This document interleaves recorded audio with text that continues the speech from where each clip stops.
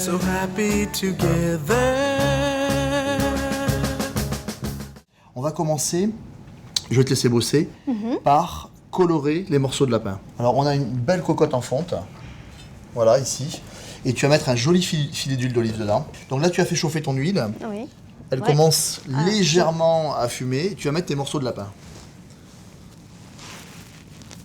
Non, c'est bon. On commence à entendre Voilà, les petits sons agréables.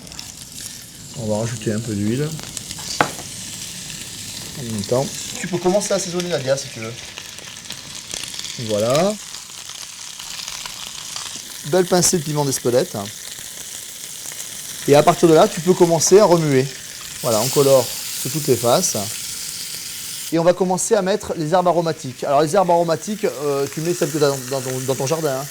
Les échalotes, tu vas les couper, on va les couper en 4 à peu près, dans le sens de la longueur. Avec alors les gousses plat. d'ail, je les coupe en pareil, en 2 ou en 4. Une fois que tu as mis tes échalotes dans ton ail, c'est surtout que ça ne se chauffe pas trop et de bien laisser mijoter.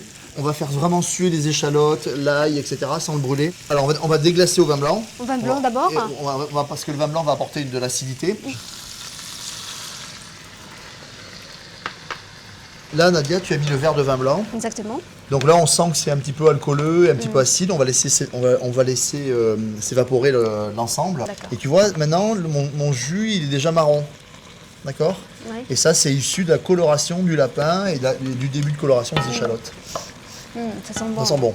Et là, je rajoute un verre d'eau. Et maintenant, on va couvrir. Et laisser mijoter. Là, 25 minutes chrono.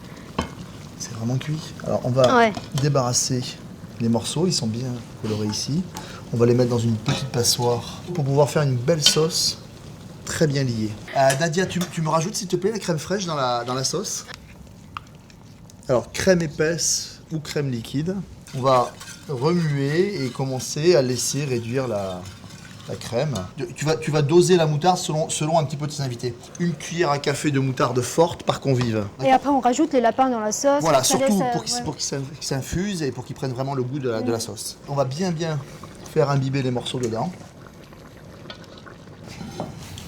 C'est parfait. Ah, C'est bien réchauffé. magnifique.